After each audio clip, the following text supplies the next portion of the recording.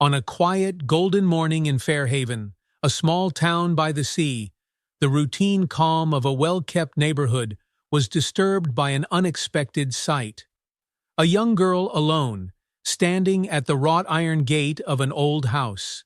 She was fragile, her clothes worn, and her golden hair tangled, but it was her eyes deep and filled with a haunting sadness that caught Evelyn Porter's attention. Evelyn, a kind and solitary woman, could have turned her away. Instead, guided by an instinct she couldn't explain, she invited the girl inside. What began as an act of simple kindness soon unraveled into something far more extraordinary. The girl, who called herself Lila, carried no memories of where she came from or who she truly was, but her presence awakened long-buried whispers of the past, an unsolved tragedy that had haunted Fairhaven for over a decade. Lila's golden hair and striking blue eyes were more than familiar.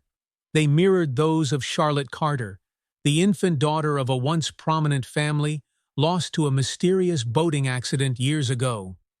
As Evelyn begins to piece together the fragments of Lila's past, darker forces emerge. A man named Curtis Moore, claiming guardianship of the girl, arrives with sinister intentions, and his shadowy past threatens to pull Lila back into a life of fear and exploitation.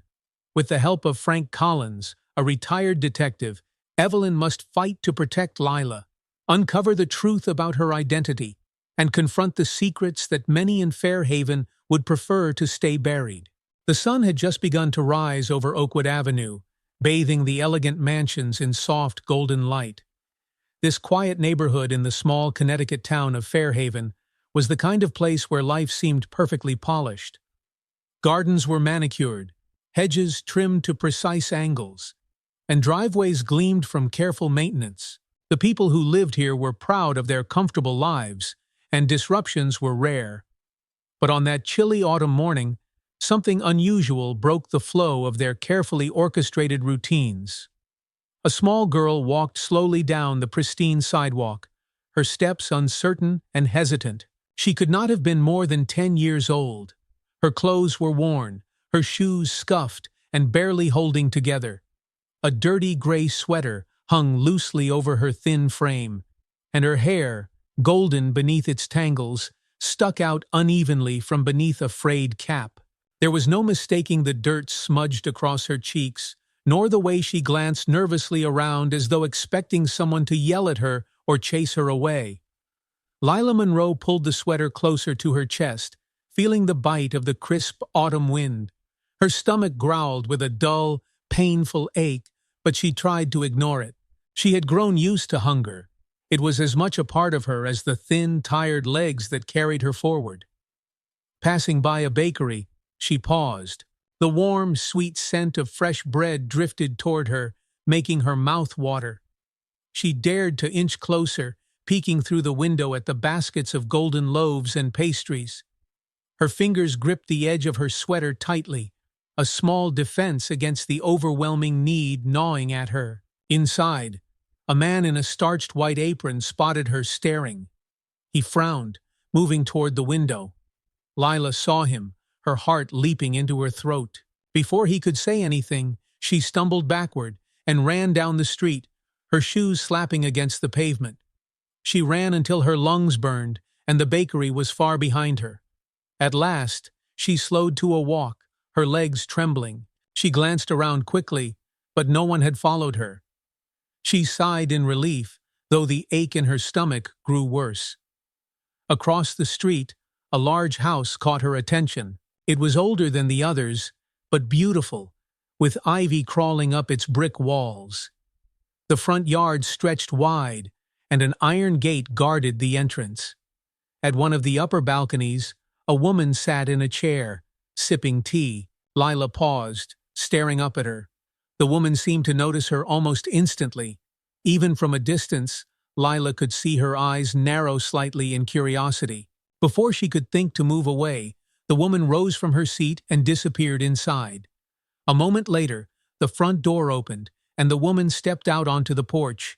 She was older, perhaps in her 60s, with soft silver hair pinned neatly into a bun. She wore a thick gray robe over her clothes, and she walked with deliberate grace toward the gate. Lila froze. She had learned over the years that adults in fancy neighborhoods often wanted her to leave. The woman stopped just inside the gate, her gaze gentle but searching. She tilted her head slightly. "Hello there, dear," she said. Her voice was soft, with no trace of judgment or anger. Lila swallowed hard. Her fingers twisted nervously at the edge of her sweater. She was about to turn and run, but something in the woman's expression held her in place. "Are you hungry?" the woman asked, her voice steady and warm. Lila hesitated. She had been asked this question before, but there were always strings attached. Adults would offer food only to expect something in return, a trick Lila had come to fear. She kept her eyes on the ground, shuffling her feet slightly. The woman seemed to sense her unease. "My name is Evelyn Porter," she said. "I live here, in this house. I promise I will not ask for anything in return. But you look cold and hungry, and I would like to help, if you will let me." Lila glanced up at her, unsure what to say. Evelyn's face was kind, her gray eyes steady. The wind blew again, and Lila's stomach growled so loudly she was certain Evelyn must have heard it. Finally, Lila whispered, "Please." Evelyn smiled gently, reaching for the gate. It creaked open with a low groan. "Come on in, dear. Let us get you something to eat." Lila took a tentative step forward, glancing behind her to make sure no one else was watching. The yard felt like a sanctuary as she followed Evelyn up the steps and into the house. Inside, the warmth hit her instantly. The foyer was large but cozy, with soft rugs spread across polished wooden floors. The air smelled faintly of lavender and something sweet. Lila glanced around warily, half expecting someone to appear and shout at her. "Come along, dear," Evelyn said, her voice calm as she led Lila toward the kitchen. The kitchen was spacious, filled with the scent of fresh coffee and something baking in the oven. Sunlight poured through the wide windows, dancing across the countertops. Evelyn pulled out a chair at the table and gestured for Lila to sit. "Would you like some eggs? Toast?" she asked. Lila nodded silently, sitting stiffly in the chair.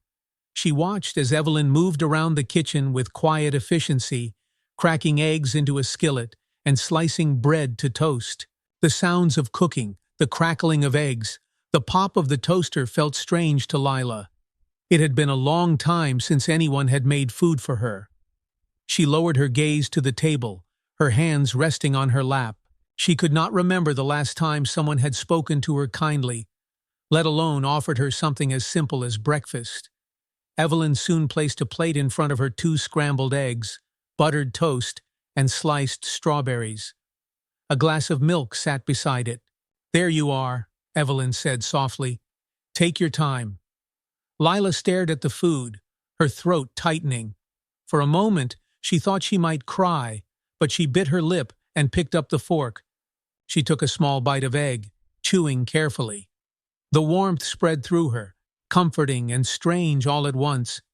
As she ate, Evelyn sat across from her with her own cup of tea. She did not ask any questions, nor did she press Lila to talk.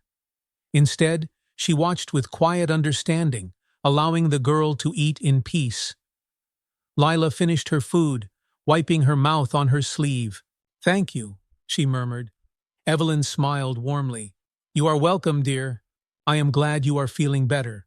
She paused before adding gently, "You can stay here for a little while if you would like. You do not have to go back out there just yet." Lila's hands tightened slightly around the empty glass of milk. She wanted to trust Evelyn, but trusting adults had only ever led to disappointment. Yet there was something different about this woman. "Okay," she whispered, her voice barely audible. Evelyn's smile deepened. "Good," she said. "Why don't we get you cleaned up and into some fresh clothes? I think I might have something from my granddaughter's younger years that would fit you nicely." Lila hesitated, then nodded. She followed Evelyn through the house, her small footsteps echoing faintly against the wooden floors. In the bathroom, Evelyn handed her a clean towel and a simple blue dress. Lila stared at the dress for a moment, her fingers brushing the soft fabric. It had been years since she had worn anything so nice. Once alone, Lila turned on the water and let it run, steam filling the small space. As she washed, the dirt and grime that clung to her skin began to disappear. She scrubbed her face until her cheeks turned pink, and carefully untangled the knots from her golden hair. When she pulled on the dress, it hung loosely, but felt warm and soft. She looked at herself in the mirror, barely recognizing the girl staring back. Her blue eyes, bright and clear, looked bigger without the dirt smudges. She turned away quickly, feeling a mix of confusion and relief. When she stepped out, Evelyn was waiting, her face lighting up with surprise. "Well, look at you," she said warmly. "You are a beautiful young lady." Lila glanced at her shyly, unused to hearing kind words. Evelyn held out her hand, and after a moment of hesitation, Lila took it. For the first time in a very long time, Lila Monroe felt something she had almost forgotten. She felt safe. The warm light of the afternoon streamed through the large kitchen windows of Evelyn Porter's home. Lila sat at the corner of the kitchen table, her small hands resting on the edge of her empty plate. She was full of feelings she had not experienced in a long time. She was used to eating scraps or whatever she could find in trash bins, food that left her stomach aching with hunger even after she finished. Here, though, she felt strange. Warmth spread through her chest, but her mind buzzed with confusion. Why was this woman being so kind to her? It felt impossible. "Would you like more strawberries, dear?"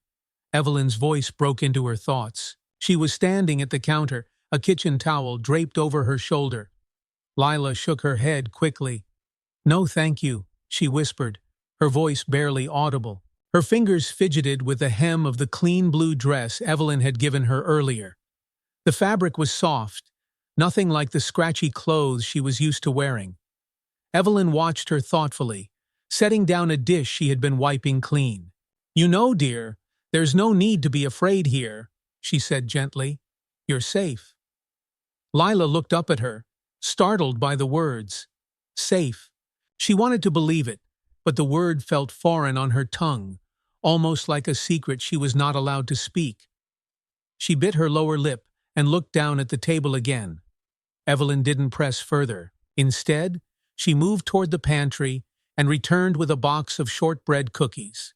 She placed a small plate in front of Lila. "These are my favorite. My granddaughter used to love them too when she was your age." Lila hesitated, glancing up at Evelyn before taking one cookie. She nibbled at the edge cautiously, the buttery sweetness melting on her tongue. "You must be tired," Evelyn said after a moment, her voice calm. "Why don't you rest for a while?" Lila's eyes widened slightly.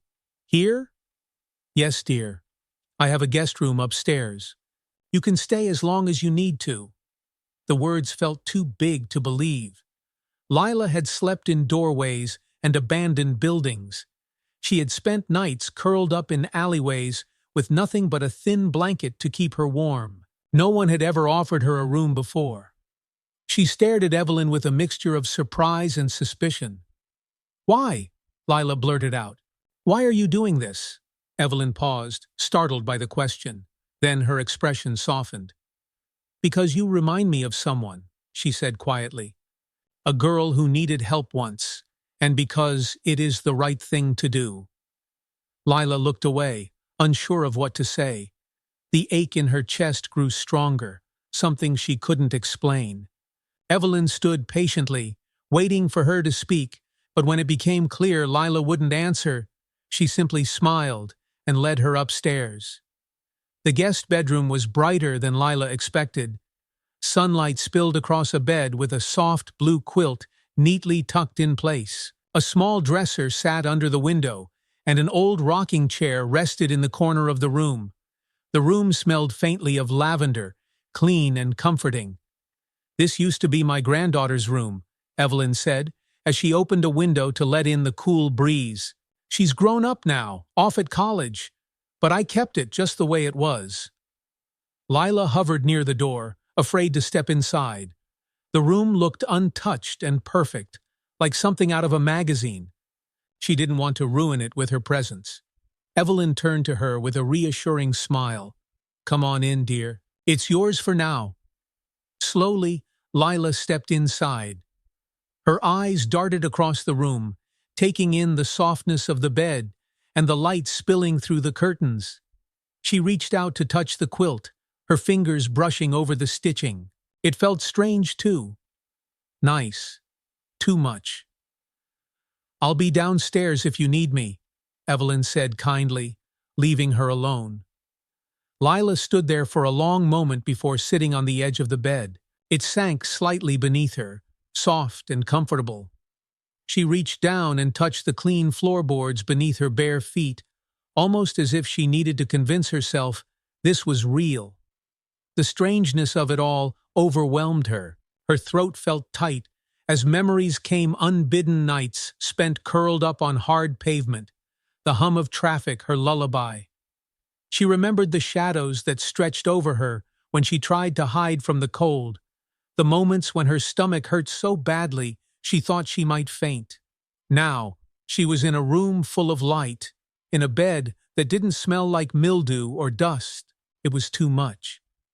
Curling up on the edge of the bed, Lila hugged her knees to her chest, the blue dress pooling around her feet. Tears pricked at her eyes, but she wiped them away roughly with the back of her hand. She wouldn't cry.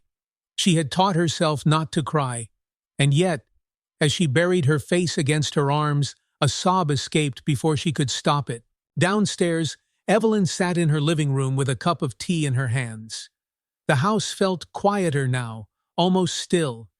She had not expected to find a child outside her home that morning, let alone take one in. Yet, as she thought of the way Lila had looked at her with suspicion, fear, and just the faintest glimmer of hope, she knew she had done the right thing. The image of Lila's blue eyes lingered in her mind. There was something about the girl that tugged at Evelyn's memory, though she couldn't quite place it. She reminded her of another time, another child. Her thoughts were interrupted by the sound of a soft knock on the front door. Evelyn rose, smoothing her cardigan as she walked across the foyer. Opening the door, she found her neighbor, Frank Collins, standing on her porch. "Good afternoon, Evelyn," Frank said in his usual gruff but friendly tone. He was a tall man in his 60s, with weathered features and sharp gray eyes that missed nothing. A retired detective, Frank had a way of showing up when he was most needed. "Frank?" Evelyn greeted warmly. "What brings you by?" Frank gave her a curious look. "I saw a young girl come into your house earlier today. I wanted to make sure everything is all right." Evelyn paused. She should have known Frank would notice. Nothing happened on Oakwood Avenue without him catching wind of it. "She's fine," Evelyn said gently. "Her name is Lila. She's in a bit of a difficult situation." Frank frowned, his eyes narrowing slightly. "Difficult? How?" "I don't know the full story yet," Evelyn admitted. "But I do know she needs someone to care for her." Frank sighed, scratching his chin. "You've got a big heart, Evelyn. But are you sure this is wise? You don't know where she's come from or who might be looking for her." "I know," Evelyn said softly. "But I could not turn her away, Frank. I just couldn't." Frank studied her for a moment before nodding. "All right," he said at last. "But if you need help, you know where to find me." "Thank you, Frank," Evelyn replied with a small smile. "I will let you know if I do." As Frank left, Evelyn closed the door and leaned against it, her heart full of mixed emotions. She knew Frank was right to be cautious, but deep down, she also knew she could not abandon Lila. Somewhere upstairs, there was a girl who needed her, a girl who had been let down by the world time and time again. Evelyn would not let her down. That evening, Evelyn knocked softly on the guest room door. When there was no answer, she opened it to find Lila curled up on the bed, fast asleep. The blue dress hung around her small frame like a cocoon, and her face, no longer guarded or fearful, looked peaceful for the first time. Evelyn smiled faintly and stepped back, closing the door quietly. As she walked down the hall, she made herself a silent promise. Whatever had happened to Lila before she arrived on Oakwood Avenue no longer mattered. Evelyn would make sure this house was a place where she could feel safe, cared for, and perhaps one day, loved. The morning light streamed into the guest bedroom, warming the soft blue quilt where Lila lay curled up, still deep in sleep. Evelyn Porter stood in the doorway, watching her with quiet care.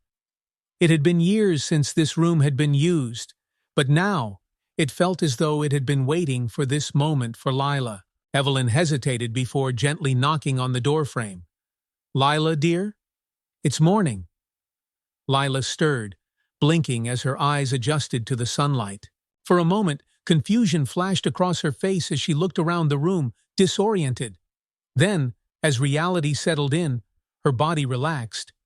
It wasn't a cold street or a drafty shelter. The room was warm, clean, and filled with light. Evelyn smiled as she stepped into the room. "Good morning, dear. How did you sleep?" Lila rubbed her eyes and sat up slowly. The blue dress crumpled around her legs. "Okay," she mumbled. "That's good to hear," Evelyn said kindly. "Breakfast is ready downstairs whenever you are. You don't have to rush." Lila nodded, and Evelyn left the room, giving her space. As the door closed softly behind her, Lila sat on the edge of the bed, her small fingers brushing over the quilt. Her mind felt heavy with conflicting thoughts. She had never slept in a bed like this, so soft it almost swallowed her whole. It scared her how comfortable it felt, like something she could get used to, though she knew better. People didn't give her things without expecting something in return. That had been her experience for as long as she could remember. What did Evelyn really want? Why had she let her stay? As Lila got up, she caught her reflection in the mirror hanging above the dresser. She paused, staring at herself. Her face was clean now, her tangled golden hair brushed into smooth waves. The girl staring back at her looked almost normal. It startled her, and she turned away quickly, refusing to look any longer. She didn't belong here. Evelyn was seated at the dining table when Lila made her way downstairs. She wore a soft cardigan over her blouse, her silver hair pinned neatly in its usual bun. The table was set with scrambled eggs, buttered toast, and a pitcher of orange juice. "Good morning again, dear," Evelyn greeted warmly, pouring herself a cup of tea. "Come, sit. I made eggs for us." Lila hesitated, her fingers curling around the edge of her sweater, but the smell of the food was too tempting to ignore, so she slipped into the seat across from Evelyn.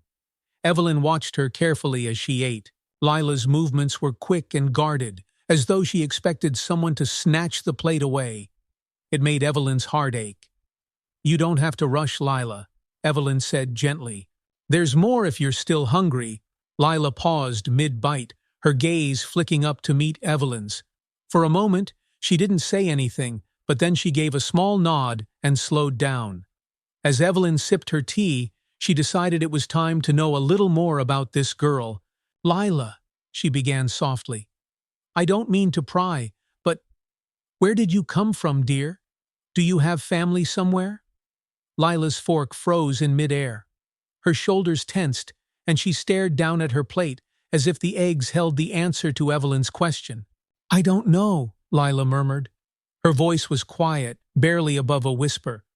"I don't remember." Evelyn's heart squeezed. "How long have you been on your own?" Lila shrugged, the small motion nearly breaking Evelyn's heart. "A long time," she said. Evelyn reached across the table and placed her hand gently over Lila's. "You don't have to be alone anymore, dear. Not if you don't want to be." The words hung in the air between them, and Lila looked up slowly. Her blue eyes filled with something Evelyn couldn't quite name. It wasn't hope, not yet, but it was close. Evelyn let the silence linger, not pushing for more answers. Later that afternoon, Evelyn found herself sitting in the parlor with an old family photo album spread across her lap. The sound of Lila's small footsteps echoed faintly from upstairs, where she had retreated to the guest room again. Evelyn turned a page in the album, smiling faintly at the faded pictures. Memories of a different time stared back at her years when life felt simpler, and her late husband, George, had been alive.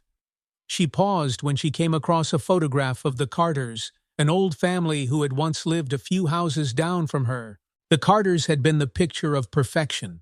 Amelia and James Carter, their eldest son Henry, and their baby daughter Charlotte. Evelyn remembered how proud Amelia had been of Charlotte. The girl had been just a toddler when the family vanished in a boating accident nearly a decade ago. It had been the kind of tragedy that left the entire neighborhood stunned, though eventually life moved on. As Evelyn studied the photo, something caught her attention. Charlotte's blue eyes, round and bright, stared back at her from the picture. They were the same shade as Lila's. Evelyn frowned, her heart skipping a beat. She turned the album slightly, studying the baby's face more closely. The resemblance was uncanny. Could it be possible? No, she thought. It was absurd. Charlotte Carter had been lost at sea, and her body was never found. The idea that this girl, this ragged and wary child she had found at her gate, could be Charlotte seemed impossible. And yet, Evelyn closed the album carefully and set it on the coffee table. The coincidence nagged at her, refusing to be ignored. There was only one person she trusted enough to talk to about this, Frank Collins. An hour later, Frank stood in Evelyn's living room, his hands tucked into the pockets of his brown coat. The retired detective listened carefully as Evelyn explained her suspicions. "You think this girl is Charlotte Carter?" Frank asked, raising a skeptical eyebrow. "Evelyn, that was 10 years ago. Everyone assumed she drowned." "I know how it sounds, Frank," Evelyn admitted, wringing her hands. "But you should have seen her. The blue eyes, the golden hair. She looks so much like the Carters. And there's something else, she hums this lullaby sometimes. I swear it's the same one Amelia Carter used to sing to Charlotte when she was a baby." Frank's expression softened as he looked at Evelyn. "I know you have a good heart, Evelyn, but you need to be careful. If this girl really is Charlotte, there are people who might want to take advantage of her. And if she isn't, she's still a little girl who needs help," Evelyn interrupted firmly. Frank sighed, nodding. "All right, I'll look into it." Quietly, "I still know people in town who can pull up records." "Thank you, Frank," Evelyn said, relief washing over her face. As Frank left, Evelyn sat back down on the couch, her thoughts spinning. Upstairs, she could hear faint footsteps, Lila wandering restlessly in the guest room. If there was even the slightest chance that Lila was Charlotte Carter, Evelyn knew she owed it to the girl to find out the truth. That evening, Evelyn knocked softly on the guest room door. Lila answered, her expression guarded but calm.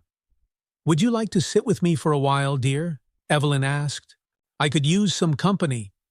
Lila hesitated but nodded, following Evelyn downstairs to the parlor. Evelyn lit a fire in the fireplace, the warm glow filling the room. Lila curled up in the corner of the couch, hugging a pillow to her chest. As they sat in silence, Evelyn glanced at the girl and spoke gently. "Lila, do you remember anything about where you came from? Your family?" Lila shook her head, her voice small. "Just bits and pieces. A boat, the ocean, and someone singing." Evelyn's breath caught. "Singing?" Lila nodded. "It's a song I dream about sometimes. A woman's voice."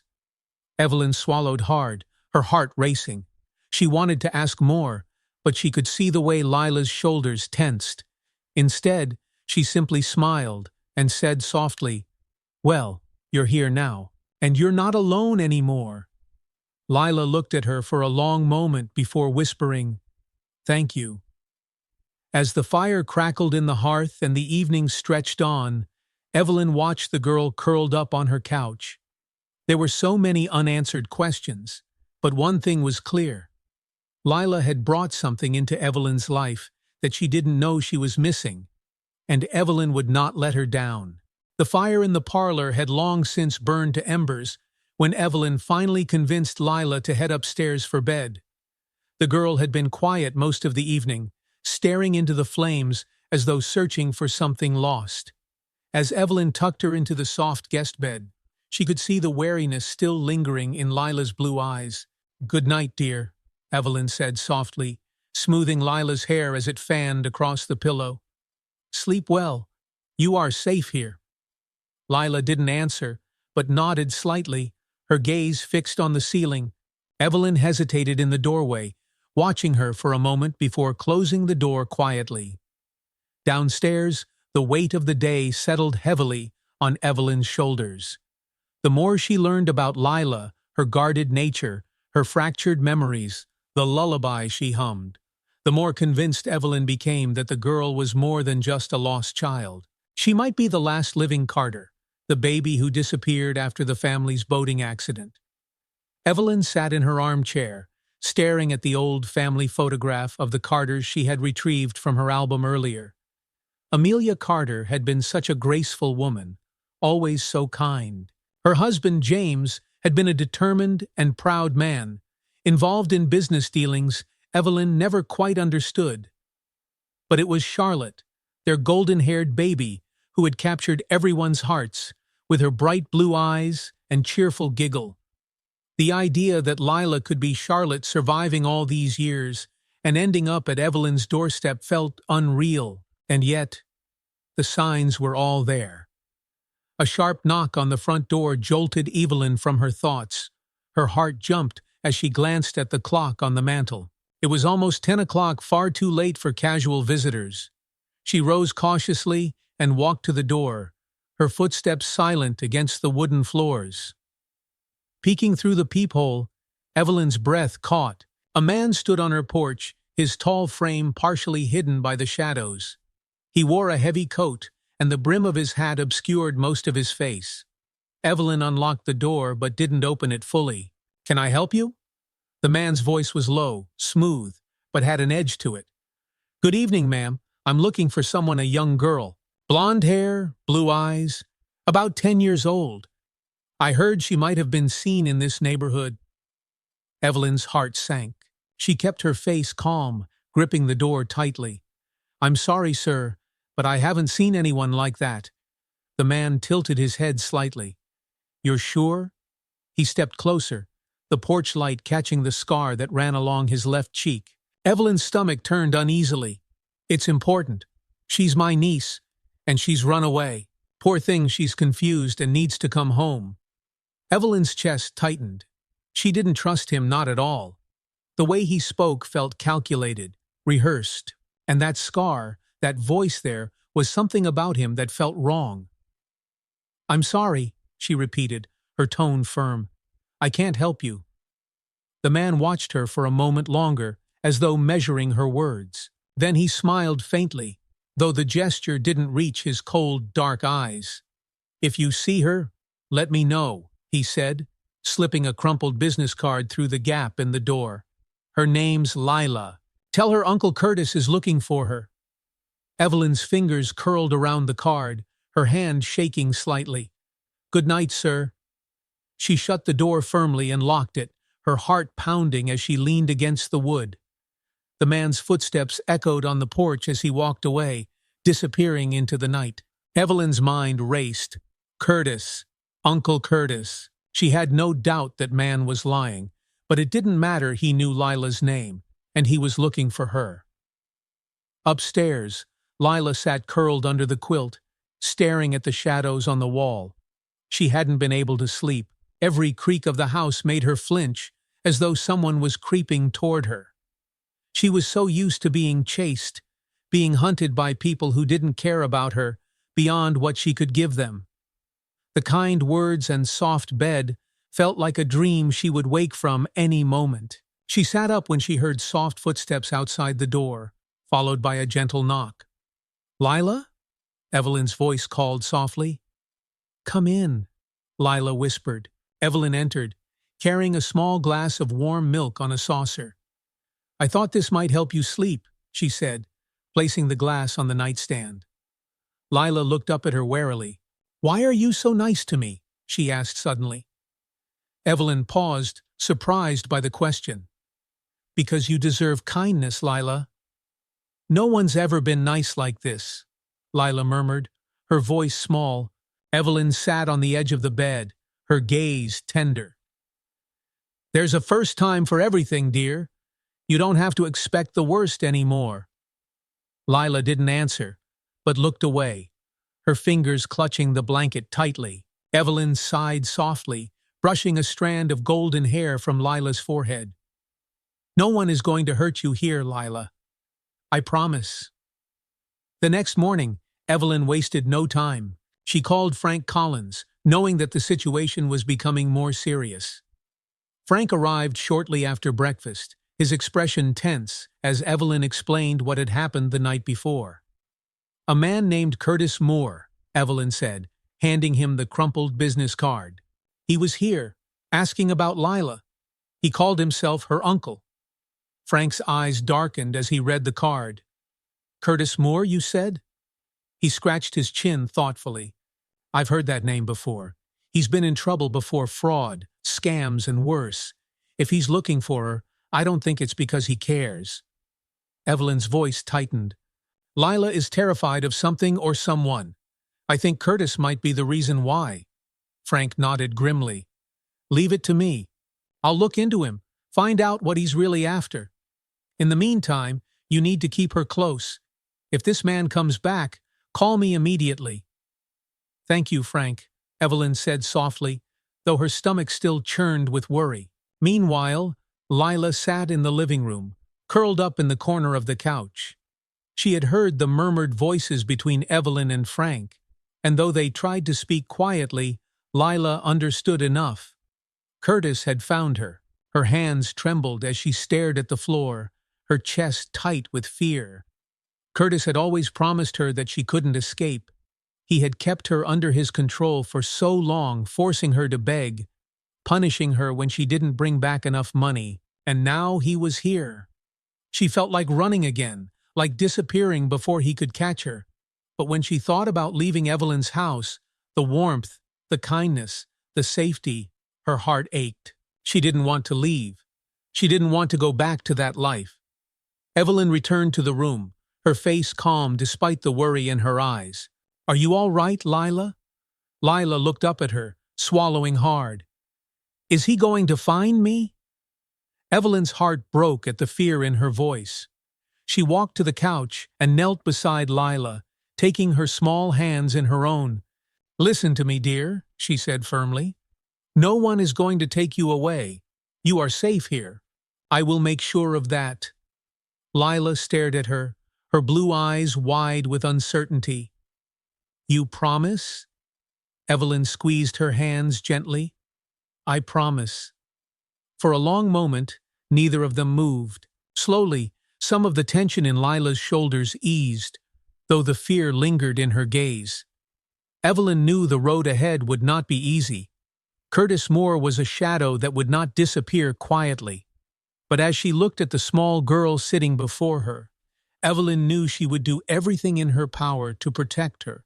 For the first time, Lila had a place to belong, and Evelyn would not let anyone take that away. The morning sun crept through the lace curtains of Evelyn's living room, catching on the dust that floated lazily in the air. Lila sat cross-legged on the large couch, clutching a threadbare stuffed rabbit Evelyn had found for her in a box of forgotten toys. It wasn't new, but it was soft, and something to hold on to, something she hadn't had in a long time. Evelyn sat in the armchair across the room, pretending to read a book, though her eyes flicked over to Lila every few minutes. The girl had been quiet all morning, her gaze distant as if her thoughts were elsewhere. Evelyn could see the fear clinging to her, like a shadow she couldn't shake. Finally, Evelyn set the book down with a soft thud. "Lila, dear," she said gently, "would you like to go outside for a bit? We could work in the garden together. It's a beautiful day." Lila shook her head without looking up. "I don't want to." Evelyn's heart sank. Since the man named Curtis Moore had appeared at her doorstep, Lila had grown quieter, almost smaller, as though trying to make herself invisible. She had barely eaten, and every creak of the house made her flinch.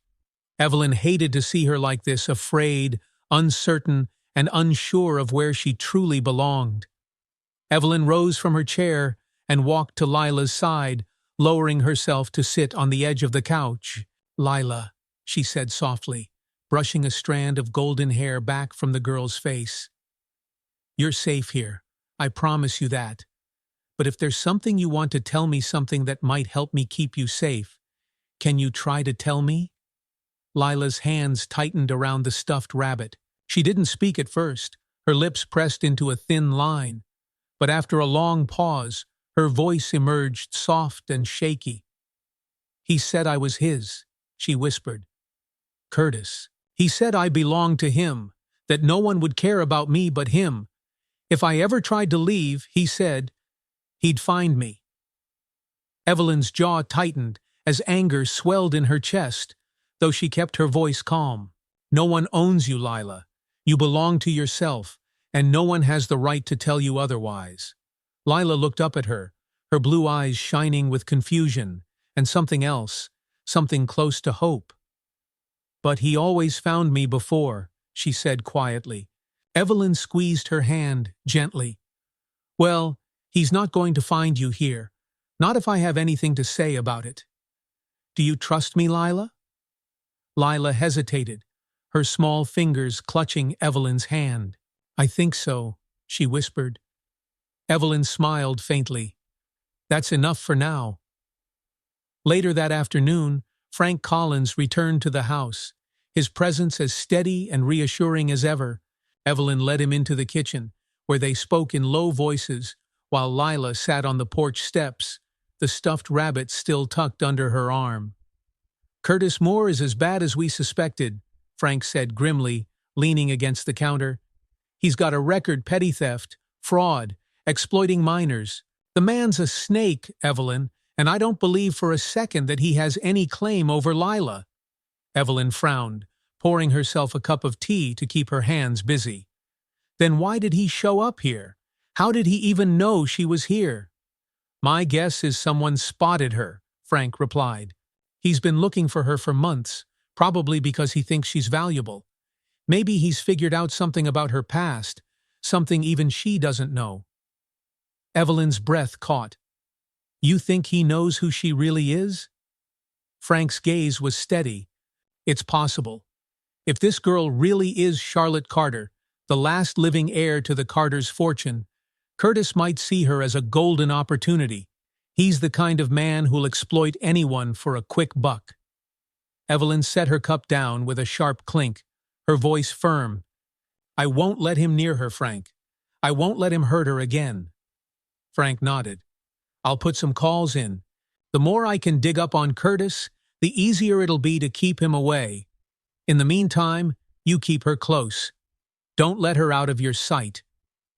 Outside, Lila sat in the golden afternoon light, her fingers brushing over the stuffed rabbit's ears as she listened to the quiet hum of the neighborhood. The street was calm, cars rolling by occasionally, birds chattering in the trees. It was so different from the places she'd known. In her old life, she'd never had time to sit still or feel safe. Curtis always made sure of that. She could still hear his voice in her head, sharp and cold. "You're mine, Lila. Don't you forget it." But here, Evelyn spoke to her gently. Here she could sleep in a warm bed without fear. It confused her, but part of her wanted desperately to believe that it was real. "Lila."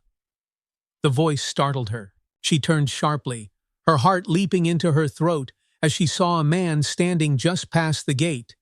It was him, Curtis. He was watching her with that familiar smile, the one that never reached his eyes. "There you are," Curtis said, his voice smooth and deceptively calm. "I've been looking all over for you." Lila froze. Her pulse pounded in her ears as panic gripped her chest. She thought she could feel herself shrinking under his gaze, the way she always had before. "Don't be scared," Curtis said, stepping closer. You know I only want what's best for you. Come on now, Lila. Let's go home. The word home sent a cold chill through her. That wasn't home. That had never been home. Suddenly, a voice rang out behind her. Lila! Evelyn appeared at the porch door, her voice firm but calm. She looked at Curtis with narrowed eyes, stepping quickly toward the girl and placing a protective hand on her shoulder. You need to leave, Evelyn said sharply. You have no business being here. Curtis's smile faltered slightly, though he kept his voice smooth. I'm just here to collect my niece. She's been missing for a while now. She's not your niece, Evelyn said, her voice growing colder, and you will not take her anywhere. Curtis's eyes flicked between Evelyn and Lila, his expression darkening. I'll be back, he said quietly. This isn't over. Evelyn held her ground, glaring at him until he turned and walked back down the sidewalk. She didn't relax until he had disappeared completely. Lila was trembling, her hands clutching the stuffed rabbit tightly. Evelyn knelt beside her, her voice gentle but steady. He's not going to hurt you, Lila. Not while I'm here. Tears pooled in Lila's eyes as she looked up at Evelyn. He always found me before, she whispered brokenly. Evelyn pulled her into a gentle hug, smoothing her hand over the girl's tangled hair. Not this time, she promised softly. This time we're going to fight back. You don't have to run anymore. For the first time, Lila clung to her, truly clung to her, her small arms wrapping tightly around Evelyn's neck as the tears finally came. Evelyn held her, whispering soft reassurances, letting the girl cry as much as she needed to. In that moment, Evelyn made herself a silent vow. Curtis Moore would never lay a hand on Lila again. Whatever it took, she would protect her. And for Lila, something shifted too. Curtis's presence had reignited her deepest fears, but Evelyn's arms around her, steady, warm, and unwavering, made her feel something she hadn't felt in years. Hope. Evelyn sat at the kitchen table the next morning, her fingers wrapped around a steaming mug of tea. The early light crept through the windows, casting soft golden streaks across the counters. She hadn't slept much that night, her thoughts racing like a storm. Lila's trembling form, clinging to her, had been burned into her mind, such a small, fragile child holding on as though she might slip away. Across from her, Frank Collins sat with a thick folder spread open in front of him, flipping through its contents with careful precision. His jaw was tight, and the lines on his face seemed deeper than usual. "I've been digging," Frank said finally, breaking the silence. "Curtis Moore is worse than we thought. He's connected to multiple cases of child exploitation runaways. Mostly, he keeps them under his thumb, uses them to beg or scam people, then takes every cent they earn." Evelyn felt a surge of anger tighten in her chest. "And no one has stopped him?" Frank sighed heavily. "The man's slippery, Evelyn. He never leaves enough evidence behind. He moves from town to town using false identities. But this time, with Lila, we might finally have enough to get him locked up for good." Evelyn's gaze drifted toward the living room, where Lila sat curled in the corner of the couch. The girl's knees were pulled up to her chest, her arms wrapped protectively around the stuffed rabbit Evelyn had given her. The day before had shaken her to her core, but Evelyn could see something different in her eyes now, a quiet determination, as though she had decided she wouldn't let Curtis win. "What do we need to do?" Evelyn asked, her voice firm. Frank looked at her carefully. "We'll need Lila's statement about what he did to her. It'll be hard on her, but it's necessary to make the case against him. And, Evelyn?" He hesitated before continuing. "I think it's time to get some answers about who Lila really is." Evelyn frowned slightly. "What do you mean?" "I mean, we need to confirm whether she's Charlotte Carter," Frank said. "If we can prove her identity through a DNA test, for example, it will change everything. It'll protect her legally and make it harder for Curtis to lay any claim on her." Evelyn glanced back toward the living room again. Lila sat silently, her blue eyes fixed on the window as though watching for something or someone. "Do you think she really is Charlotte?" Evelyn asked softly. Frank shrugged, his expression thoughtful. "Everything fits, Evelyn. Her age, her resemblance to the Carters, even the lullaby she hums. If we can prove it, she won't just be a lost child. She'll be the heir to the Carter family's fortune." Evelyn's heart ached at the thought. Lila was already carrying so much: her fear, her memories, her uncertainty about where she belonged. To throw a legacy and a fortune onto her small shoulders felt almost cruel. "Let's take this one step at a time," Evelyn said finally. "We'll talk to Lila." Evelyn sat beside Lila on the couch later that afternoon, her voice gentle as she spoke. "Lila, dear, Frank and I need to talk to you about something important. Is that all right?" Lila looked up warily, her small hands clutching the rabbit. "What is it?" Evelyn glanced at Frank, who knelt down so he was at Lila's eye level. "We want to make sure Curtis can never hurt you again," he said calmly. "To do that, we need you to tell us what happened when you were with him. We need to know what he did to you." Lila stiffened, her arms tightening around the rabbit. "I don't want to talk about it," she whispered. Frank's voice remained soft but steady. "I know it's hard, Lila, but if you tell us, we can make sure he doesn't hurt anyone else either. You're brave, you've already been through so much. But you don't have to be afraid anymore." Evelyn placed a gentle hand on Lila's shoulder. "We're here for you, dear. You're not alone." Lila sat silently for a long time, staring down at the worn fabric of the rabbit's ear. Finally she spoke, her voice shaky but clear. "He made me beg," she said. "Every day. He'd take me to busy places and tell me to ask people for money. If I didn't bring back enough, he'd—" She trailed off, her voice breaking slightly. "It's all right," Evelyn said softly, her heart aching for the girl. "Take your time." Lila swallowed hard. "He'd yell at me, sometimes worse. He said I owed him because he saved me, but I don't think he ever really saved me. I don't remember how I ended up with him. I just remember the ocean and being so cold." Frank nodded, scribbling notes in his small notebook. "You're doing great, Lila," he said encouragingly. "You're very brave." Lila looked up at Evelyn then, her blue eyes filled with fear. "What if he finds me again?" Evelyn shook her head firmly. "He won't. We're going to make sure of that." Frank hesitated before speaking again. "Lila, there's one more thing we'd like to do. It's a test, a DNA test to see if you're connected to a family that used to live here. Their name was Carter. Do you remember anything about that name?" Lila frowned, thinking hard. "Carter," she murmured. "I don't know. But sometimes I have dreams about a big house by the ocean. And there's a woman. She's singing to me, but I can't see her face." Evelyn felt her breath catch.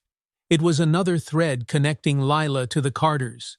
"The DNA test will help us figure this out, dear," she said softly. "Would you be all right with that?" Lila nodded slowly. "Okay." Evelyn smiled faintly and wrapped an arm around her. "Good girl." The next few days passed in a blur. Frank arranged for the DNA test, and Evelyn stayed close to Lila, doing her best to keep her distracted and calm. They spent quiet afternoons baking cookies, tending to Evelyn's small garden, and reading from old books that had belonged to Evelyn's granddaughter. Lila began to smile occasionally, though it was small and fleeting, like a whisper of light through heavy clouds. Evelyn held on to those moments, knowing that they were signs of healing, however fragile. Finally the call came. Frank arrived at the house, his expression unreadable, as Evelyn led him into the living room, where Lila sat quietly on the floor, sketching flowers in an old notebook. "What is it?" Evelyn asked, her voice low but anxious. Frank cleared his throat, his gaze flicking to Lila before returning to Evelyn. "The DNA results are back," he said, "and they're a match." Evelyn's heart raced. "You mean She's Charlotte Carter, Frank confirmed. Without a doubt. Lila looked up sharply, her pencil dropping to the floor. What? Frank knelt down beside her, his voice gentle. Lila, your real name is Charlotte Carter. You're part of the Carter family. Lila stared at him, her expression blank as the words sank in. I don't understand. Evelyn knelt beside her, brushing her hair back softly. It means you have a family, dear. A family that loved you very much, and you belong to them. Lila looked between Frank and Evelyn, confusion and disbelief etched across her face. But what happens now? Evelyn's voice was steady and warm. What happens now, dear, is that no one can ever take you away again. You're safe. Lila swallowed hard, her gaze darting between them before finally settling on Evelyn. For the first time in days, Evelyn saw it, the faintest flicker of trust, of hope. She reached for Evelyn's hand and whispered, "Okay." Evelyn squeezed her small hand tightly, smiling through the tears that stung her eyes. It wasn't over yet. There were still questions to answer, challenges to face, but for now, Lila was safe. For now, she had a place to belong. The days that followed the DNA results passed in a haze of uncertainty for Lila. She sat on Evelyn's porch most afternoons, knees pulled tightly to her chest as she stared at the quiet street. The knowledge that she was Charlotte Carter, someone important, felt too big, too heavy to carry. The name sounded foreign, like it belonged to someone else, someone she had forgotten. Evelyn noticed the change in her immediately. Lila had become quieter again, retreating into herself, as though the weight of her new identity might crush her. Evelyn gave her space, but worry gnawed at her. The girl had already been through so much, and Evelyn feared that the truth, though necessary, had shaken her fragile trust in the world. One afternoon, Evelyn found Lila in the small garden behind the house, crouched over a bed of roses. The soft blue dress Evelyn had given her was smeared with dirt as she dug into the soil with her small hands. Her brow was furrowed in concentration, though Evelyn wasn't sure what she was looking for. "Lila?" Evelyn called softly as she approached. Lila glanced up, brushing a streak of dirt from her cheek. "I was trying to fix them," she said, motioning to the roses. Some of the petals fell off. Evelyn's heart squeezed as she knelt beside her. "Sometimes things fall apart, dear, but that doesn't mean they can't bloom again." Lila frowned, staring at the flowers. "Do you think they'll be okay?" Evelyn smiled gently. "With a little care, yes. They'll bloom stronger next time." Lila was quiet for a moment, her small hands brushing over the soil. "Why did they leave me?" she whispered suddenly, her voice barely audible. "My parents, if they loved me, why didn't they come find me?" Evelyn's breath caught at the raw pain in her words. She placed a gentle hand on Lila's back, feeling her tremble slightly beneath her touch. "Oh, sweetheart, they didn't leave you on purpose," Evelyn said softly. "Your parents loved you very much. What happened to them was an accident, something no one could have stopped." Lila bit her lower lip, tears welling in her bright blue eyes. "But why didn't anyone else find me? Why did it take so long?" Evelyn hugged her gently, her heart breaking for the girl. "Sometimes the world isn't fair, Lila," she said quietly. "But you're here now. You've been found, and you're not alone anymore." Lila nodded, though she didn't look entirely convinced. Evelyn kissed the top of her head and held her until the girl's tears subsided. Later that evening, Evelyn invited Frank over for dinner. The three of them sat around the dining table, though the meal was quieter than usual. Frank, always perceptive, picked up on Lila's mood almost immediately. He set his fork down and leaned forward slightly, his voice gentle. "Lila," he began, "I've been looking into your family's accident. You said you remember the ocean, right?" Lila nodded slowly, her gaze fixed on her plate. "And the cold water," she whispered. "It was so dark." Frank glanced at Evelyn before continuing. I think there's more to what happened that day than we realized. Your father, James Carter, was investigating something very serious before the accident, something that may have made some powerful people angry. Lila looked up at him, her eyes wide. What do you mean? Frank sighed. He was uncovering evidence of fraud, illegal business dealings that could have ruined some very important people. That's why I think the accident wasn't really an accident. Evelyn stiffened, her hands tightening around her napkin. Frank, are you sure? Frank nodded grimly. There were whispers about sabotage at the time, but the storm that night made it easy to dismiss everything as a tragedy. I found financial records that suggest James Carter knew what he was up against. He was trying to protect his family, trying to protect you. Lila's face paled, and she sank back into her chair. So, someone did that to them? On purpose? Frank hesitated, but he wouldn't lie to her. It's possible, Lila, but we're still piecing it together. Lila's small hands gripped the edge of the table, her knuckles turning white. It's my fault, she whispered. If he hadn't been trying to protect me, maybe… No, Evelyn said sharply, her voice firm. She moved to Lila's side, kneeling beside her chair. Lila, listen to me. None of this was your fault. Not a single bit of it. Lila shook her head, her breath coming quickly as tears pooled in her eyes. But they're gone. And I didn't even remember them.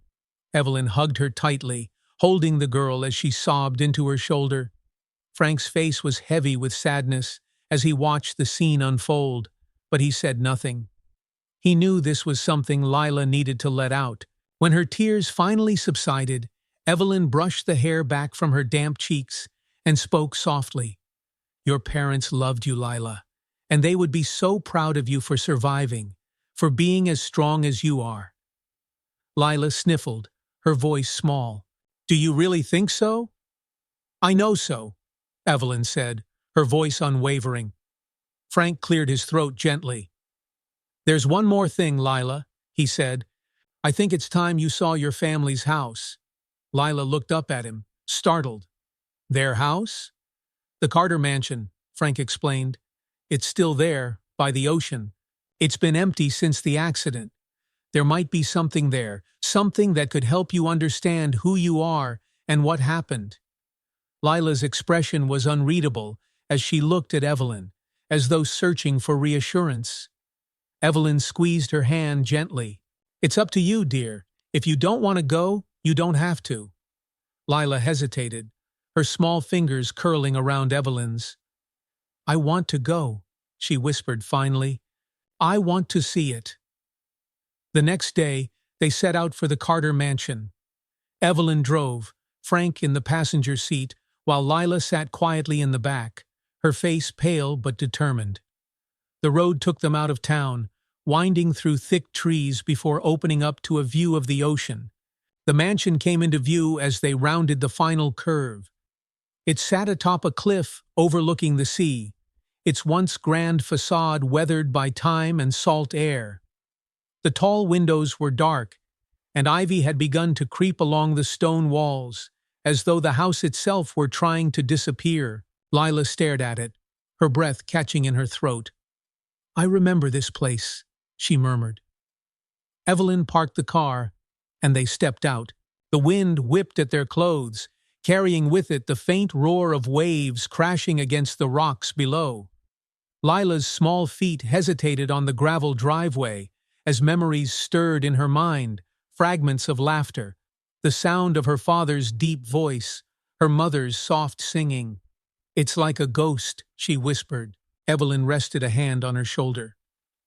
You don't have to go inside if it's too much. Lila shook her head. I need to. Frank pushed open the heavy front door, which groaned in protest.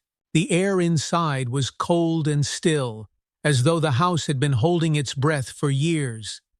Dust coated the furniture, and faint shafts of light filtered through the grime-covered windows. Lila walked slowly through the foyer, her small footsteps echoing on the marble floor. She stopped in front of a large portrait hanging on the wall. It was of her family, her father standing tall, her mother seated gracefully with a baby in her arms. The baby had golden hair and bright blue eyes. "That's me," Lila whispered. Evelyn felt tears sting her eyes as she watched the girl. Frank stood silently nearby, giving Lila space. Lila reached up and touched the edge of the frame, her fingers tracing her parents' faces. "I remember them," she said softly. "I think I remember." The words broke off as a tear rolled down her cheek.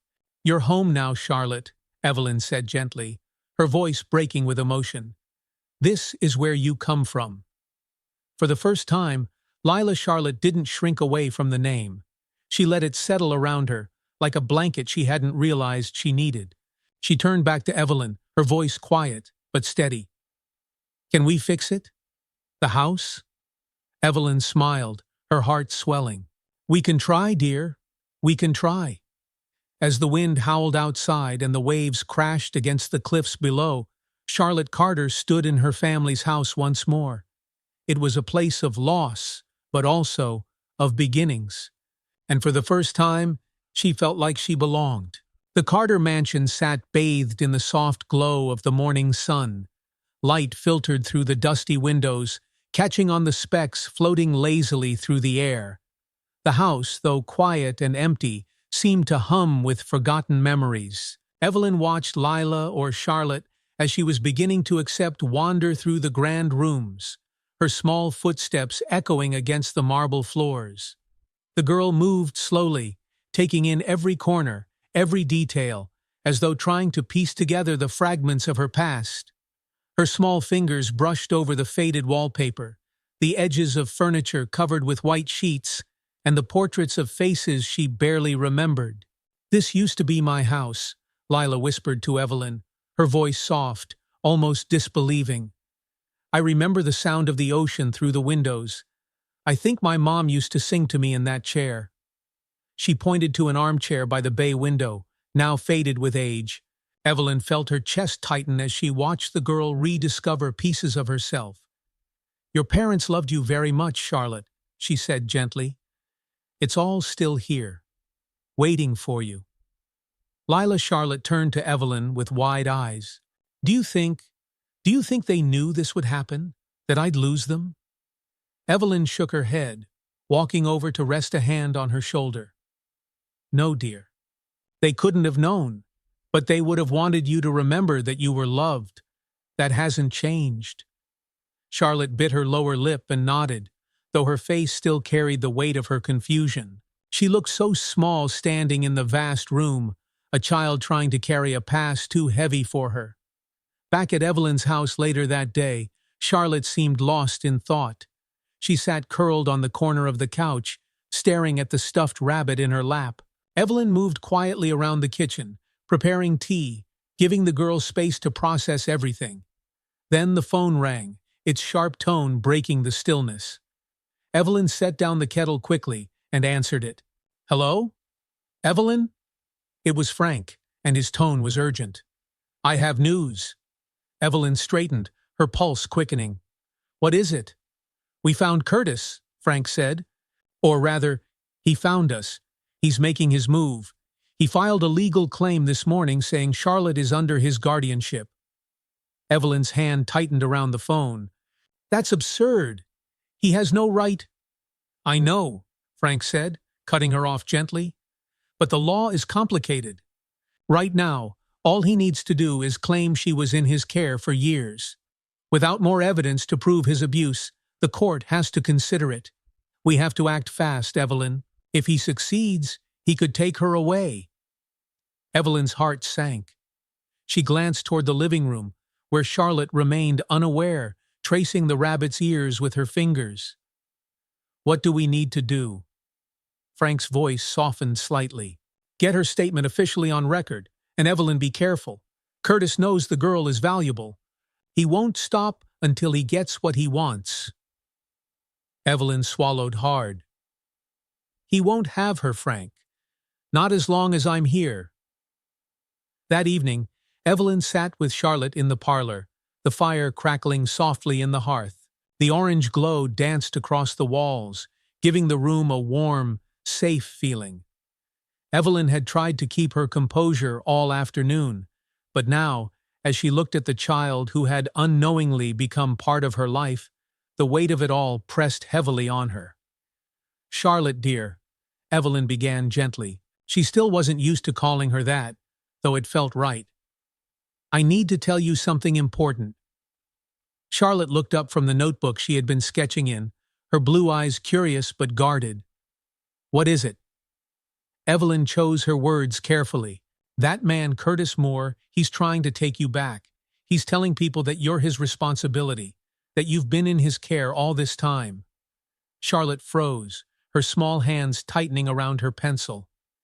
"He can't," she said quickly, her voice shaking. "He's lying. I don't belong to him." "I know," Evelyn said firmly, reaching out to rest a hand on Charlotte's knee. "And we're not going to let him win. But we need your help, dear. Frank says we need to tell the court what Curtis did to you, everything you remember." Charlotte's face paled, her eyes darting toward the window. What if they don't believe me?" "They will," Evelyn said, her voice unwavering. "You're brave, Charlotte. You've already survived so much, and telling the truth will make sure no one else has to go through what you did." Charlotte's lips trembled as she looked at Evelyn. "But what if he comes back?" Evelyn knelt in front of her, holding her small hands tightly. "I won't let him hurt you again, Charlotte. I promise you that. You are not his, and you never were." Charlotte stared at her for a long moment before nodding slowly. "Okay," she whispered. "I'll do it. I'll tell them." Evelyn's heart swelled with pride and pain all at once. "You're a brave girl, Charlotte," she said softly, brushing a strand of hair back from her face. "And I'll be right there with you." The following day, Evelyn and Frank took Charlotte to the courthouse to meet with a social worker. The building loomed tall and imposing, its gray stone walls giving off an air of quiet authority. Charlotte gripped Evelyn's hand tightly as they walked through the heavy doors, her small frame tense and shaking. "It's going to be all right, dear," Evelyn murmured softly, squeezing her hand. Inside, Frank led them to a quiet room, where a kind-looking woman with glasses and a warm smile was waiting. She introduced herself as Mrs. Pearson, explaining that she was there to listen to Charlotte's story. "Whenever you're ready," Mrs. Pearson said gently, sitting across from her. "Take your time." Charlotte sat stiffly in the chair, her small hands twisting nervously in her lap. Evelyn sat beside her, offering silent reassurance. After a long pause, Charlotte took a shaky breath and began to speak. She told them about Curtis, how he had found her when she was small and alone, how he made her beg on street corners. She described the way he'd yell at her when she didn't bring enough money, the threats he made when she tried to run. Her voice wavered, but she kept going, her hands trembling as she spoke.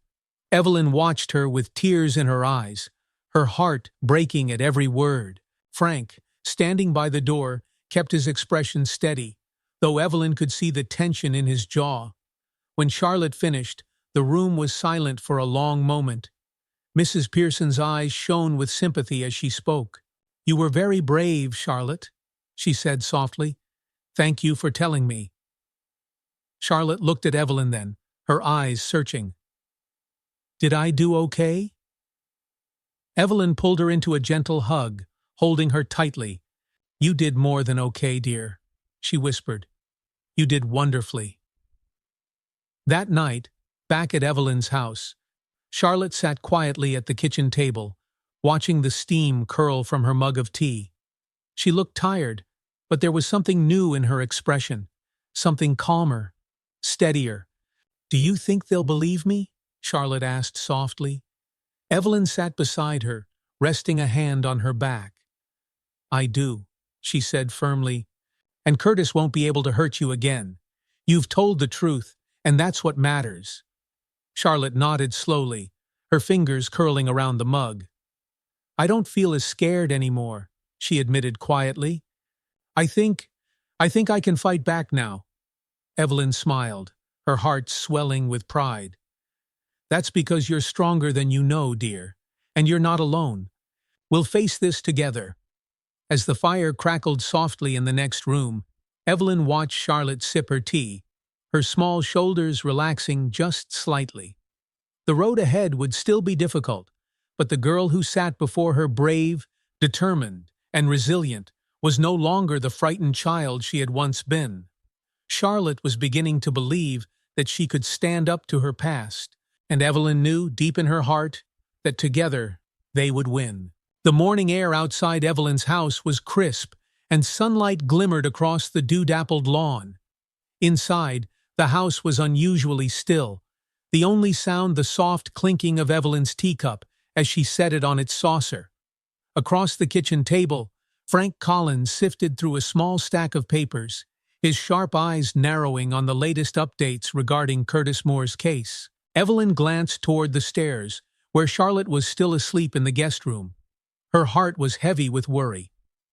Every moment brought them closer to the inevitable confrontation in court, a hearing that would decide whether Curtis Moore's claim over Charlotte had any legal standing.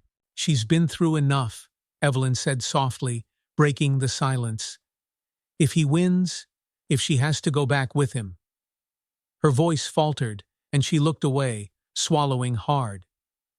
"He won't win," Frank replied firmly. He tapped the papers with his finger. "I've gathered evidence. Evelyn records of Curtis moving between towns, his fake names, the way he exploited other children. Charlotte's testimony will be the final piece to bring him down. We just have to make it through the hearing." Evelyn exhaled shakily, her knuckles whitening as she gripped her teacup. "She's strong, Frank, but I hate that she has to be." Frank nodded. "She's strong because of you." The sound of footsteps on the stairs made Evelyn turn. Charlotte appeared in the doorway, her small figure bathed in the light pouring through the kitchen window. Her hair was brushed neatly, her blue eyes still carrying the weight of sleeplessness, but her face held something else: determination. "Good morning, dear," Evelyn said gently, rising to pour Charlotte a glass of milk. "You slept late today." Charlotte slid into her seat at the table, glancing at Frank. "Is it today?" Frank cleared his throat. "Yes, Charlotte, today's the hearing. It's going to be hard, but I promise you, we're ready." Charlotte looked at Evelyn then, her voice steady despite the nervous edge. "You'll be there with me, right?" Evelyn knelt beside her, taking the girl's small hands into her own. "I will be right beside you the whole time," she said, her voice unwavering. "You're not facing this alone, sweetheart." "Not anymore." Charlotte nodded, though her fingers trembled slightly. "I'm scared." "It's all right to be scared," Evelyn whispered. "Being brave doesn't mean you're not afraid. It means you do what's right anyway." Charlotte's lips curved into a faint, fleeting smile. "Okay, I'll be brave." The courthouse in Fairhaven was a stone building that loomed large against the bright blue sky. Its steps were crowded with reporters and onlookers, drawn by whispers of the mysterious girl who might be the lost heir to the Carter family's fortune. As Evelyn and Charlotte stepped out of Frank's car, flashes from cameras lit up like fireworks. Shouted questions swirled in the air. "Is it true you're Charlotte Carter? How did you survive all these years?" Frank moved quickly, placing himself in front of Charlotte, guiding her up the steps with Evelyn close at her side.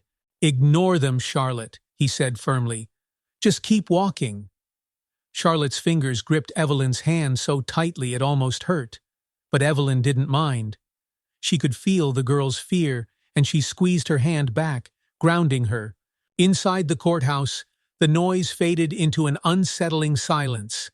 The hearing was held in a smaller courtroom, but the atmosphere felt no less intimidating.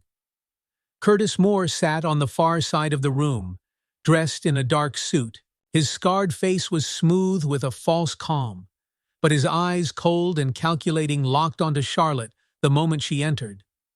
Evelyn felt Charlotte freeze beside her, her grip tightening. "It's all right, dear," Evelyn whispered softly. "You're safe here. He can't hurt you now." Charlotte nodded shakily, and followed Evelyn to their seats. Frank sat on her other side, his presence steady and reassuring. Across the room, Curtis's lawyer began whispering to him, but Curtis never took his eyes off Charlotte. The hearing began quickly. Curtis's lawyer spoke first, painting Curtis as a good man who had taken in a lost child when no one else had cared for her. He spoke of Curtis's supposed concern for her well-being and tried to dismiss Charlotte's accusations as confusion from a young girl who had been through so much. Evelyn felt her blood boil as she listened to the lies. She glanced at Charlotte, who sat stiffly in her chair, her face pale but steady. When it was Frank's turn, he stood confidently. "Your Honor," he began, his voice calm but strong. "Curtis Moore is no guardian, no savior. He is a man with a history of exploitation.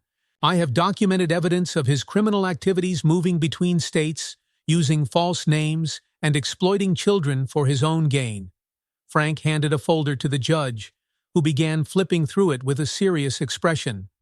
"And we have one more piece of evidence," Frank continued, turning to look at Charlotte. "The testimony of Charlotte Carter herself." The room grew silent as Charlotte's name echoed through it. Evelyn glanced down at the girl beside her. Charlotte's hands trembled slightly, but when Frank gave her a small nod, she rose to her feet. Evelyn followed her, offering a quiet whisper. "You can do this, dear. I'm so proud of you."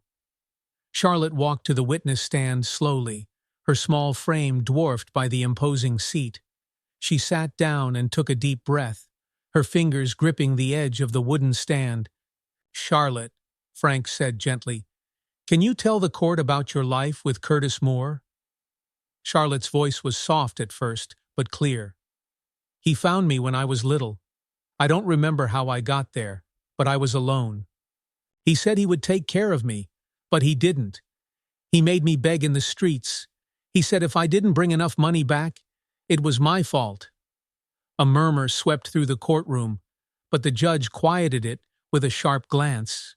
"What would he do if you didn't bring enough money?" Frank asked. Charlotte hesitated, tears pooling in her eyes, but she didn't look away. "He yelled at me. Sometimes he hurt me." Her voice broke slightly, but she pressed on. "I tried to run away a few times, but he always found me. He said I belonged to him, that no one else would want me." Evelyn felt tears sting her own eyes as she watched the girl's courage unfold. Curtis's expression twisted slightly, though he remained silent, his hands clenched tightly on the table. "Thank you, Charlotte," Frank said softly. "You've been very brave." Charlotte nodded, wiping her eyes with the back of her hand. As she returned to her seat, Evelyn pulled her close, whispering, "You were perfect, dear. You did it." The judge's decision didn't take long.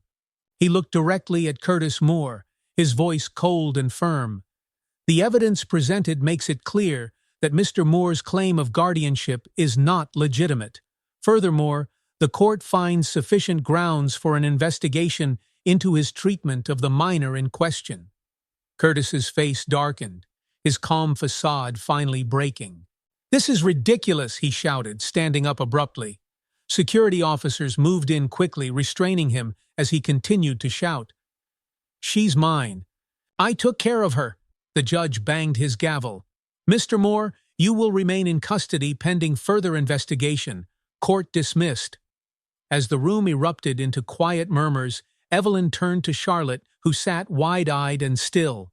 "It's over, dear," Evelyn whispered softly, pulling the girl into a tight hug. "He's not going to hurt you anymore." Charlotte clung to her, trembling, as relief washed over her. "I'm free?" she whispered, as though not daring to believe it. Evelyn kissed the top of her head, tears of relief sliding down her cheeks. "You're free, sweetheart. You're finally free." As they left the courthouse, the autumn air felt different, lighter, warmer. Charlotte walked beside Evelyn, her small hand in hers, her steps steadier than they had been in days. Frank smiled faintly as he watched them. "You did good, Charlotte," he said. "You were braver than most adults I know." Charlotte looked up at him, and then at Evelyn, her blue eyes soft. "I couldn't have done it alone," she said quietly. Evelyn smiled down at her. "You're not alone anymore, dear, and you never will be." As they walked toward the car, Charlotte glanced back at the courthouse one last time, her heart lighter than it had been in years. For the first time, she felt free. The quiet of Evelyn's house felt like a balm after the chaos of the courthouse. The faint ticking of the grandfather clock filled the space as soft afternoon light spilled across the polished wooden floors.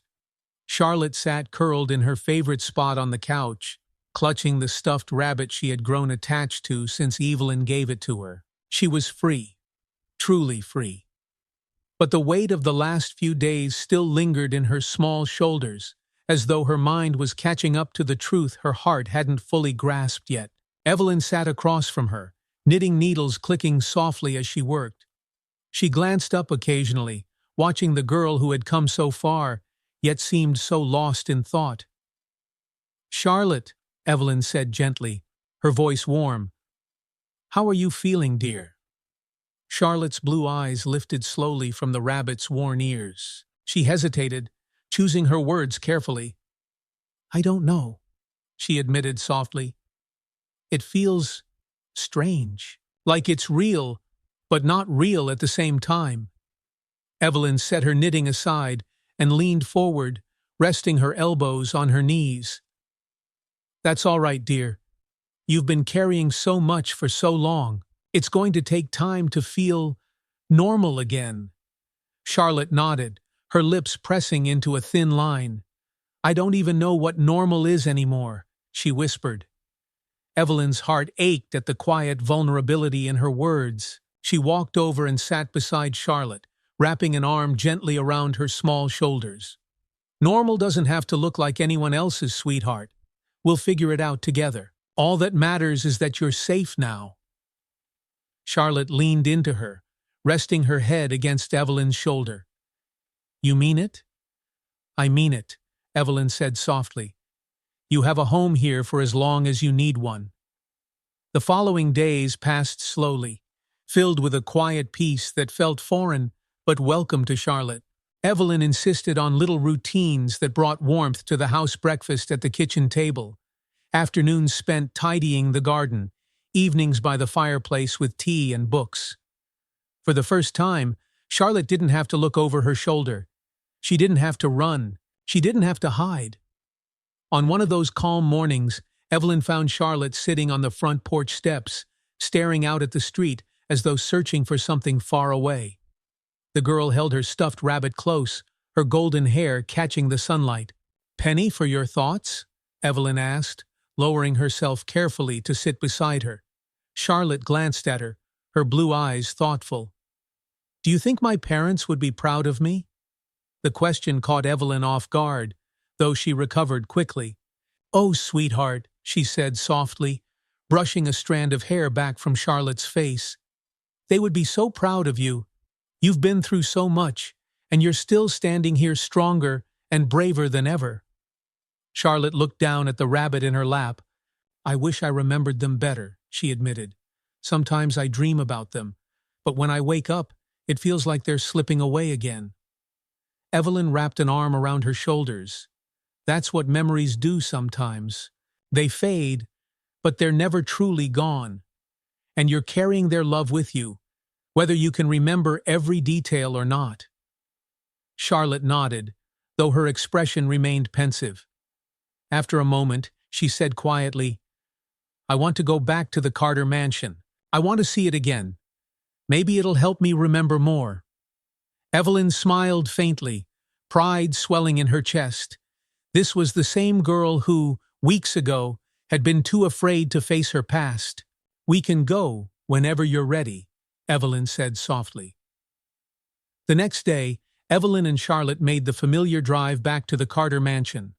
The house sat quietly on its cliff overlooking the ocean, the waves crashing far below as though welcoming them back. Charlotte stepped out of the car, staring up at the grand house. It no longer felt like a ghost. There was a pull to it now, as though it were waiting for her. "Are you ready, dear?" Evelyn asked, walking to stand beside her. Charlotte nodded. I think so. Together they entered the mansion, the front door creaking softly as it swung open. Sunlight poured through the tall windows, illuminating the dust motes dancing in the air. Charlotte walked slowly through the familiar spaces, the grand staircase, the empty parlor, the bay window where her mother had once sung lullabies to her. Finally, she stopped in what had been her father's study. Evelyn followed quietly, watching as Charlotte moved to the large oak desk that still stood untouched in the center of the room. Her fingers ran over its surface, lingering on scratches and worn corners. Then something caught her eye. A small silver key sat tucked under a stack of old letters. Charlotte picked it up, holding it carefully in her palm. "What's that, dear?" Evelyn asked, stepping closer. Charlotte studied the key. "I think it's for something," she murmured, turning slowly to look at the bookshelves lining the study walls. "Something my dad wanted me to find." Evelyn's brows furrowed as she watched Charlotte move to the shelves, scanning them carefully. Then Charlotte froze, her gaze landing on one particular book, The Sea's Promise. She reached up, pulling the book free, and as she did, a soft click echoed through the quiet room. Evelyn's breath caught. "A hidden compartment," she whispered. The shelf creaked, revealing a small wooden panel that swung open.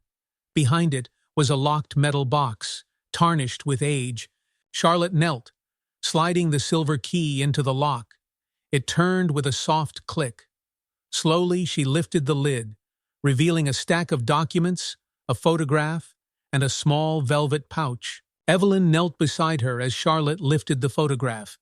It was of her parents, Amelia and James Carter, smiling at the camera, holding a baby with bright blue eyes and golden hair. Charlotte stared at it, her breath catching. "That's you," Evelyn said softly. Charlotte nodded, her voice trembling. "They look happy." "They were," Evelyn said, wrapping an arm around her shoulders. "They loved you more than anything." Charlotte set the photo aside and opened the velvet pouch. Inside was a small gold locket. She opened it carefully, finding a picture of her parents on one side and the words, "Our Charlotte, forever loved," engraved on the other. Tears filled her eyes as she clutched the locket to her chest. "I remember," she whispered, her voice breaking. "I remember my mom giving this to me. She said it was special." Evelyn pulled her into a gentle hug, her voice soft. "And it still is, dear. It's proof of who you are, of where you come from, and who you belong to." Charlotte held the locket tightly, as though anchoring herself to it. "I don't feel so lost anymore," she whispered. I think I'm ready to come home now." Evelyn smiled, brushing a tear from her cheek. "You already are home, sweetheart." The weeks that followed were filled with quiet healing. With Frank's help, the Carter mansion was cleaned and restored, and Charlotte began to spend more time there, surrounded by memories of her family. But Evelyn's house remained her home, warm, welcoming, and filled with love. Charlotte's story spread quietly through Fairhaven, whispered from neighbor to neighbor. She was no longer the girl from nowhere. She was Charlotte Carter, the girl who survived, the girl who found her way home. One evening, as the sun set behind the trees, Charlotte sat beside Evelyn on the porch, holding the gold locket in her hand. The air smelled of roses, Evelyn's garden blooming beautifully under Charlotte's care. "Do you still feel lost, dear?" Evelyn asked softly. Charlotte shook her head, smiling faintly. "Not anymore." Evelyn pulled her into a gentle hug, pressing a kiss to her golden hair. "Good, because you're exactly where you're meant to be." As the stars appeared one by one in the darkening sky, Charlotte Carter sat on the porch of a house she had come to call home. She had faced her past, her fears, and the people who tried to take everything from her, but they hadn't won. She had found love, safety, and belonging. And for the first time, she looked toward the future with hope. Months passed, and the seasons shifted into a bright, hopeful spring. The Carter mansion, once a symbol of loss and abandonment, now stood proud against the cliffside, its windows gleaming in the sunlight.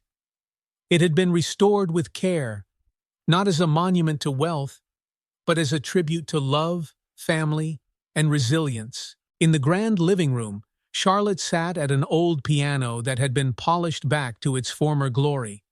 Her small fingers danced across the keys as she played a soft, gentle melody, a song that had once existed only in her dreams. It was her mother's lullaby, and now it belonged to her. Evelyn stood in the doorway, watching with a proud smile. This girl, who had been so lost and broken, had found herself. She was no longer just the frightened child who had knocked on Evelyn's gate. She was Charlotte Carter, strong, brave, and full of hope. When the final note of the song faded into the quiet of the house, Charlotte turned and smiled at Evelyn. "I think Mom would have liked that," she said softly. Evelyn walked over, resting a gentle hand on Charlotte's shoulder. "She would have loved it, dear. And I know she's proud of you, wherever she is." Charlotte nodded, her fingers still lingering on the keys. "I'm proud of me too," she whispered, almost to herself. Outside the window, the ocean stretched endlessly, shimmering under the golden afternoon sun. It was no longer a place of fear or loss for Charlotte, but a reminder of how far she had come. Evelyn sat beside her, and together they watched the waves roll in and out, a steady rhythm of renewal and peace. If Charlotte's journey inspired you, don't forget to show your support by clicking the like button below. Your engagement helps us create more heartfelt stories like this one. Make sure to subscribe to the channel and turn on the notification bell so you don't miss any new stories filled with hope, resilience, and the power of kindness. We appreciate your time and support. Every like, comment, and share mean the world to us. Stay tuned for our next uplifting tale, and remember, even in life's darkest moments, hope and kindness can light the way. Thank you for being part of our story. See you soon.